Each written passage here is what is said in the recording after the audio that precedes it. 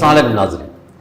नाज़रीन, आजकल के दौर में ये जो जहाँ मेडिकल टेक्नोलॉजी ने भी तरक्की की है, मुख्तलिफ और डिपार्टमेंट्स में भी, फील्ड्स में तरक्की हुई है, वहाँ इंसान की मसरूफ़ियत में भी इजाफ़ा हो गया है और नफसा नफसी का दौर है। लोग भाग दौड़ में लगे हुए हैं और कहीं भी कोई भी किसी अगर हम रुक जाते हैं किसी सिग्नल पे तो उस वक्त भी एक किस्म की अजीब सी तबीयत हो जाती है कि किस वक्त ये सिग्नल खुलेगा, मैं यहाँ से निकलूँगा। तो टर्मिनोलॉजी के तौर पे कभी कोई उनको एंग्जाइटी कहता है, कोई डिप्रेशन कहता है, कोई कभी कहता है कि इसको क्या हो गया है। आदमी गुस्से में आ जाता है। गुस्से के आने के बाद फिर आदमी को अपना होश नहीं रहता, होश खो देता है। फिर जब वो कभी अचानक कोई हॉस्पिटल जाता है, पता चलता है जी उसका ब्लड प्रेशर चढ़ गया, उसका ब्लड प्रेशर शूटअप हो गया है। ये ब्लड प्रेशर है क्या? यानी आम आदमी जो है इससे नावाकुफ़ है कि ब्लड प्रेशर का होना माना दिल की बीमारी हो गई, एक पहली साइन ये समझी जाती है। आज हमने मौका दिया है, ये हमारे लिए बहुत अच्छी बात है कि एक बहुत ही अच्छे डॉक्टर, नौजवान डॉक्टर को हमने साहब को यहाँ अपने स्टूडियो में इनवाइट किया है। उनसे हम पूछते हैं कि ब्लड प्रेशर की बीमारी है क्या, किस तरह होती है, उसके कॉम्प्लिकेशंस क्या हैं और किस तरह आगे बढ़ती है। मेरी मुराद आज के डॉक्टर से ये है कि ये डॉक्टर नौमान खान पठान साहब हैं जो NICVD में असिस्टेंट प्रोफेसर हैं। डॉक्टर साहब, थैंक यू वेरी मच, आप हमारे प्रोग्राम में आए और अपना कीमती वक्त दिया। जैसे मैंने अभी पहले अपने इंट्रो में कहा कि ये अचानक जो लोगों को गुस्सा चढ़ जाता है और अपने आपे में नहीं रहते, कोई उसके मिजाज के ख़िलाफ़ की बात हो जाती है, तो कोई अचानक अगर उसको चेकअप किया जाए, जी कहते हैं जिसको ब्लड प्रेशर है। आप हमारे नाज़रीन को ये बताएं कि ब्लड प्रेशर होता कैसे है, ये है क्या और इसके क्या नुकसान हैं? अस्सलाम वालेकुम। चलिए, बहुत शुक्रिया इनवाइट करने का। देखिए, ब्लड प्रेशर जो है उसकी बहुत सारी वजूहात हैं और किसी को स्ट्रेस हो, कोई ज़हनी दबाव हो या कोई जिस्मानी दबाव हो, किसी भी किस्म कोई दर्द हो, तो बहुत सारी चीज़ें उससे आपका ब्लड प्रेशर बढ़ सकता है। ठीक है, तो ब्लड प्रेशर की वजह से एंग्जाइटी या चीज़ें नहीं होती, लेकिन एंग्जाइटी है, पैनिक है, स्ट्रेस है, जो भी दबाव है, तो उसकी वजह से ब्लड प्रेशर हो सकता है। ब्लड प्रेशर दो तरह का होता है, एक को हम प्राइमरी कहते हैं, एक को हम सेकेंडरी कहते हैं। जो ज़्यादातर है 90-95% लोगों में वो प्राइमरी हाइपरटेंशन कहते हैं। उसकी कोई वजह नहीं होती और आमतौर पर जैसे जैसे उम्र बढ़ती है वैसे वैसे ब्लड प्रेशर होने का इम्कान आपको बढ़ता जाता है। अच्छा। सेकेंडरी आमतौर पर कम उम्र लोगों में होती है, उसकी फिर दूसरी वजूहात हैं, वो कुछ हमारे हार्मोन्स हैं, गुदूद हैं, उनसे रिलेटेड चीज़ें होती हैं। जब से जो 90-95% कॉमन है ब्लड प्रेशर, उसके मुतालिक हम बात करेंगे।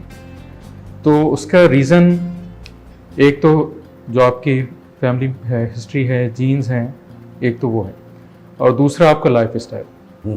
तो जो चीज़ें आपकी जीन्स में शामिल हैं, फैमिली में, उसको आप तब्दील नहीं कर सकते, लेकिन जो आपका लाइफ स्टाइल है उसको आप तब्दील कर सकते हैं। अच्छा। तो लाइफ स्टाइल जैसे हर वक्त बैठे रहना, मोटापा, खाने पीने की मुरगन ग़िज़ाएँ खाना, चिकनाई वाली चीज़ें खाना, तो आजकल जो जंक फूड है ये खाना, तो ये इस तरह के खाने जो हैं वो, और तंबाकू नोशी करना, वर्जिश की कमी होना या ना होना, ये सब चीज़ें ब्लड प्रेशर को दावत देती हैं। तो जैसे जैसे टाइम गुजरता जाता है तो ब्लड प्रेशर के इम्कान बढ़ते जाते हैं। तो इसकी बहुत सारी पेचीदगियाँ हैं। ब्लड प्रेशर बेसिकली वो दबाव है जो खून हमारे जिस्म की शरीयानों पर डालता है। जब खून हमारी शरीयानों में या जिस्म में बह रहा होता है, रवां होता है, तो उसको बहने के लिए ख़ास प्रेशर की ज़रूरत होती है। जिस तरह आप पौधों को पानी दे रहे होते हैं पाइप में, उसी तरह हमारी शरीयान एक पाइप की तरह है, उसमें पानी की तरह जो है खून बह रहा होता है। तो जब आप पाइप को थोड़ा सा दबाते हैं, आप देखते हैं कि पानी की धार दूर जाके गिरती है, उसका प्रेशर बढ़ जाता है। तो उसी तरह जब हमारी शरीयानों के अंदर प्रेशर बढ़ता है तो बहुत सारी पेचीदगियाँ पैदा हो सकती हैं। अच्छा डॉक्टर साहब, ये जो पेचीदगियाँ हैं, इससे मुराद ये भी हो सकता है कि उनको कोई पेन पड़े दिल में, या इसका दिल से दौरे से कोई डायरेक्ट वास्ता है, या किस तरह वो आदमी फील करे कि मुझे ब्लड प्रेशर अभी शूटअप हो गया है या मुझे कुछ हो रहा है, या एंजेना पेन भी कहा जाता है कि जी अचानक उनको एक दर्द पड़ जाता है, उसके बारे में आप हमारे नाज़रीन को ज़रा थोड़ा सा बताएं। लेकिन जो ब्लड प्रेशर है वो सर से लेकर पैर तक आपके हर ऑर्गन को जो है वो मुतासर करता है। अच्छा। लेकिन जो बड़े बड़े अज़ा हैं जैसे दिमाग है, तो अगर ब्लड प्रेशर आपका मुस्तकिल बढ़ा रहेगा तो शरीयानों पे कुछ ऐसी तब्दीलियाँ आती हैं और उनके अंदर कोलेस्ट्रॉल जमने का इम्कान बढ़ जाता है, और कोलेस्ट्रॉल जमने की रफ्तार बढ़ जाती है। इसको हम अपनी मेडिकल की इस्तिलाह में एथेरोस्क्लेरोसिस कहते हैं। अच्छा। और ब्लड प्रेशर बहुत ज़्यादा हो तो शरीयानें खुदा न खास्ता फट भी जाती हैं, जिसको हम ब्रेन हेमरेज कहते हैं। तो इन दोनों सूरतों में अगर ब्रेन हेमरेज हो जाए, नाली फट जाए, या फिर ये कि खून की नालियों में रुकावट आ जाए और खून का बहाव बिल्कुल रुक जाए, तो उस सूरत में फालिज हो सकता है। अच्छा। तो अगर ब्लड प्रेशर काबू में नहीं होगा तो आपको फालिज हो सकता है, आँखों के पर्दे पे असर पड़ सकता है, बीनाई जा भी सकती है। उसके बाद आपका दिल है, जो दिल की शरीयानों में रुकावट आ सकती है, जो कि आगे चल के एंजाइना और दिल के दौरे के बायस बनती है। और अगर ज़्यादा अरसे तक इसको लाइलाज रहें तो दिल के पट्टे कमज़ोर भी हो सकते हैं, जिसे हार्ट फेलियर कहते हैं। तो हार्ट फेलियर भी हो सकता है, जो कि बहुत कॉमन है। उसके बाद आपके गुर्दे मुतासर हो सकते हैं, गुर्दे मुतासर हो तो खुदा न खास्ता डायलिसिस की ज़रूरत पड़ सकती है। सही।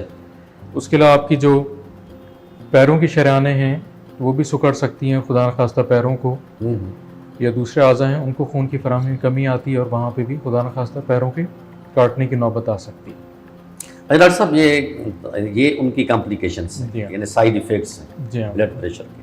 अच्छा, ब्लड प्रेशर के बाद जैसे आपने कहा कि शरीयाने पे दबाव पड़ता है, ये करता है, अचानक पता चलता है कि जी आजकल ये भी माशाल्लाह मेडिकल साइंस ने बड़ी तरक्की की है, और उसमें ये भी आता है कि जी वे इसको एक शरीयान बंद है, एंजियोग्राफी हो जाती है। कि आप पिछले ज़माने में तो आदमी को सिर्फ बाईपास का पता था, बाईपास हो गया जी फलां का, वो बाईपास भी वो लंदन में यहाँ जाके वहाँ कराते थे। पाकिस्तान में आजकल क्या क्या फैसिलिटीज़ हैं एंजियोप्लास्टी या बाईपास की या एंजियोग्राफी, उसका थोड़ा मुख्तसर हमारे नाज़रीन को बताएं। पाकिस्तान में भी अब ज़्यादातर जो इलाज के तरीके हैं जो कि इंटरनेशनली मौजूद हैं, ज़्यादातर पाकिस्तान में है। अच्छा, वेरी गुड। तो बाईपास भी होता है पाकिस्तान में, एंजियोग्राफी भी हो जाती है। एंजियोग्राफी एक टेस्ट है जिसमें हम शरीयानों की तस्वीरें लेते हैं, देखते हैं उसमें कहीं रुकावट है या नहीं। सही। और एंजियोप्लास्टी जो है उन शरीयानों को खोलने के अमल को एंजियोप्लास्टी कहते हैं। उसमें हम कुछ बैलून्स यूज़ करते हैं, उसके बाद ज़्यादातर स्टैंड जो कि एक स्प्रिंग की तरह का होता है, तो वो ब्लॉकेज को दोबारा शरीयान को बंद करने से रोकता है, वो ब्लॉकेज को खोल देता है। तो ये सारे एडवांस मतलब जदीद तरीन तरीके हैं दिल की शरीयानों में रुकावट के इलाज के लिए। तो उसमें एंजियोप्लास्टी भी होती है। फिर एंजियोप्लास्टी मुख्तलिफ़ किस्म के इंस्ट्रूमेंट्स हम यूज़ करते हैं, वो फिर मेडिकल टर्मिनोलॉजी हो जाएगी, जैसे आईवस है, OCT है, FFR है, रोटा है, बहुत से एक लंबी लिस्ट है। जी जी जी। लेकिन आम लोगों के लिए सादा ज़बान है एंजियोग्राफी, एंजियोप्लास्टी, जो जदीद तरीन इलाज दुनिया में है वो पाकिस्तान में अवेलेबल है। और ख़ासतौर पर NICVD में जिस इदारे से मेरा ताल्लुक़ है, तो वहाँ पे तो बहुत ही बड़े पैमाने पे, और दुनिया में सबसे ज़्यादा एमरजेंसी एंजियोप्लास्टीज वहीं पे होती हैं, और फ्री ऑफ दुनिया में। जी हाँ, दुनिया में सबसे ज़्यादा जो एमरजेंसी एंजियोप्लास्टीज जैसे हम प्राइमरी PCI कहते हैं वो NICVD में होती हैं, और फ्री ऑफ कॉस्ट होती हैं। Free of cost. जो कि सिंध गवर्नमेंट। ये डॉक्टर साहब ने जो बड़ी बात की, आपके नॉलेज में भी हो कि एंजियोग्राफी या एंजियोप्लास्टी या जो भी छोटी छोटी टेस्टें हैं NICVD कराची में वो फ्री में होती हैं, और ये गवर्नमेंट को क्रेडिट जाता है और इनके लोगों को जाता है, डॉक्टर साहबान को जो गरीबों के लिए काम करते हैं। डॉक्टर साहब, आम तौर पे एक दफ़ा की बंदा एंजियोप्लास्टी कराता है तो उसका कितना खर्चा आता है, और एक दफ़ा एंजियोप्लास्टी होने के बाद क्या दोबारा भी ये आर्टरीज ब्लॉक हो सकती हैं? देखें, जब एंजियोप्लास्टी करते हैं दो तरह के स्टेंट होते हैं, एक सादा स्टेंट हम कहते हैं या बेयर मेटल, दूसरे ड्रग कोटेड या मेडिकेटेड स्टेंट होते हैं। तो ज़्यादातर मेडिकेटेड स्टेंट ही इस्तेमाल होते हैं क्योंकि इसमें ब्लॉकेज दोबारा आने के चांसेस कम होते हैं। अगर बाहर मार्केट में जाएं तो अंदाज़न एक स्टेंट के साथ आपका 3 लाख के आसपास खर्चा आ जाता है। अच्छा, एक स्टेंट के साथ? एक स्टेंट के साथ। और NICVD में तो ज़ाहिर कोई अखराजात नहीं है, और वो सारा जो है वो हमारे इदारे के सरबराह जो नदीम कमर, उनकी मेहनत है उनकी, और हुकूमत सिंध की फंडिंग है, तो उसकी वजह से, वरना ये इलाज जो है आम आदमी की पहुंच से बाहर था, लेकिन अब ज़्यादातर लोगों की अफोर्ड नहीं कर सकते। जी हाँ, तो अब सब लोगों के यहाँ पे फ्री इलाज हो रहा है। बाकी कि एक बार एंजियोप्लास्टी हो जाए तो दोबारा भी ब्लॉकेज आ सकती है। ब्लॉकेज जिस नाली को हमने खोला उसके अंदर भी आ सकती है। उसके अलावा दूसरी शरीयानें भी होती हैं, 3 शरीयानें होती हैं, तो उनमें भी ब्लॉकेज आ सकती है। अच्छा, इसका ताल्लुक खाने पीने से भी है, वर्जिश से भी है? इसका ताल्लुक कई चीज़ों से है, लेकिन उसमें सबसे अहम है ये तो दवा पाबंदी से लें। अगर दवा आप छोड़ देंगे तो दोबारा ब्लॉकेज आने के चांसेस हैं। ग़िज़ा में आप चिकनाई से परहेज़ करें, अगर नहीं करेंगे तो ब्लॉकेज आने के चांसेस हैं। अपनी शुगर को अच्छा काबू में रखें। अगर शुगर बढ़ी रहेगी तो स्टैंड के अंदर भी और स्टैंड के बाहर भी आगे पीछे दूसरी शरीयानों में ब्लॉकेज आने के चांसेस सकता हैं। जी हाँ। और बाकी कुछ लोगों में ऑलरेडी ये जो एथेरोस्क्लेरोसिस जो प्रोसेस है, शरीयानों में रुकावट आने का, ये कोलेस्ट्रॉल जमने का, ये उनकी जीन्स में बहुत आम लोगों की बनस्बत तेज़ होता है। तो ऐसे अच्छा। बहुत कम लोग होते हैं, तो उनमें दवा लेने के बावजूद दोबारा ब्लॉकेज आ सकते हैं। अच्छा, एक दवाई जो है ब्लड प्रेशर की, डॉक्टर साहब, ये जो यहाँ एंजियोप्लास्टी या के करने के बाद ये मुस्तकिल खानी पड़ती है या ख़त्म कर भी सकते हैं? देखिए, ब्लड प्रेशर एंजियोप्लास्टी के बाद हम थोड़ी सी दवाओं का इजाफा कर देते हैं, और ब्लड प्रेशर जो है उसके लिए मुख्तलिफ दवाएं हैं। लेकिन जब किसी को ब्लड प्रेशर और दिल का मर्ज़ दोनों लाहक होते हैं तो ब्लड प्रेशर की दवाएं जो है वो दिल को भी फ़ायदा पहुंचाती हैं। तो एक तीर से कई शिकार हो रहे होते हैं, कई फ़ायदे हो रहे होते हैं, तो वो सारी उम्र लेनी पड़ती है दवा। सारी ब्लड उम्र। प्रेशर की भी सारी उम्र लेनी पड़ती है, और एक बार दिल का मर्ज़ लाहक हो जाए, शरीर में रुकावट हो जाए, फिर भी आपको दवा सारी उम्र लेना पड़ती है। और उसका मकसद ये होता है कि आप किसी पेचीदगी से बच सकें और नॉर्मल ज़िंदगी गुजार सकें। माशाल्लाह। डॉक्टर साहब, मैं आखिरी सवाल आपसे मैं करूँगा कि एंजियोप्लास्टी और बाईपास में क्या फ़र्क है? कई कहते हैं कि जी एंजियोप्लास्टी मैंने कराई है, कोई पेशेंट कहता है कि मैंने बाईपास करवाया है।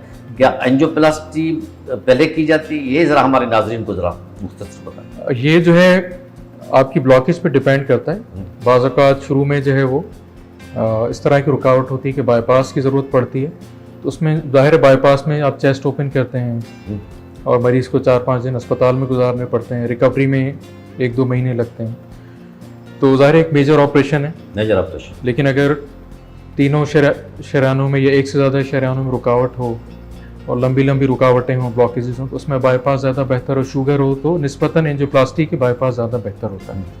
बाज़ औक़ात बाईपास के बाद भी, बाईपास के अंदर या बाईपास के आगे या पीछे के रुकावटें, ब्लॉकेजेस डेवलप हो जाती हैं, तो उस सूरत में फिर आप एंजियोप्लास्टी उनकी कर सकते हैं। और इसी तरह कुछ मरीजों की हम पहले एंजियोप्लास्टी करते हैं, उसके बावजूद उनमें दोबारा ब्लॉकेजेस आ जाती हैं, तो उनमें फिर हम बाईपास कर सकते हैं। तो ये ब्लॉकेजेस पे डिपेंड करता है किस तरह की हैं, तो दोनों चीज़ें आगे पीछे हो सकती हैं। मतलब इतना खतरा नहीं है, मतलब आजकल इतनी मेडिकल साइंस एडवांस हो गई है कि अल्लाह की मेहरबानी से जी हाँ, इक्विपमेंट बहुत अच्छा हो गया अच्छा है, हो गया है। हाँ। रिजल्ट्स बहुत अच्छे हो गए हैं, तो पेचीदगी के जो कॉम्प्लिकेशंस का रेट है, इम्कानात हैं, चांसेस बहुत कम हो गए हैं।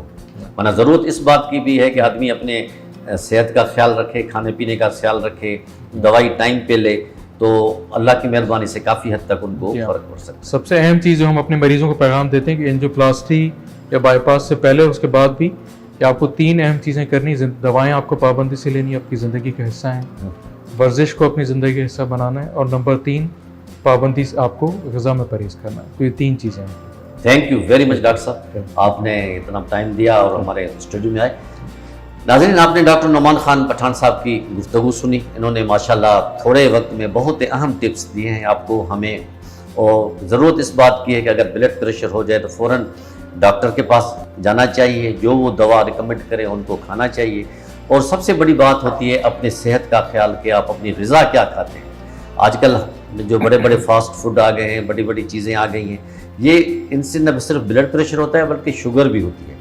तो ज़रूरत इस बात की है कि हम अपने खाने पीने में भी ज़रा एहतियात करें, चिकनाहट से दूर रहें, और ब्रिस्क वॉक अगर हम करें तो कोई वजह नहीं कि हमारी में कोई आफाका ना आए, और अल्लाह की मेहरबानी से आदमी अपनी ज़िंदगी आराम से गुजार सकते हैं। इसी के साथ ही अपने मेज़बान असदुल्लाह भट्टी को इजाज़त दीजिए।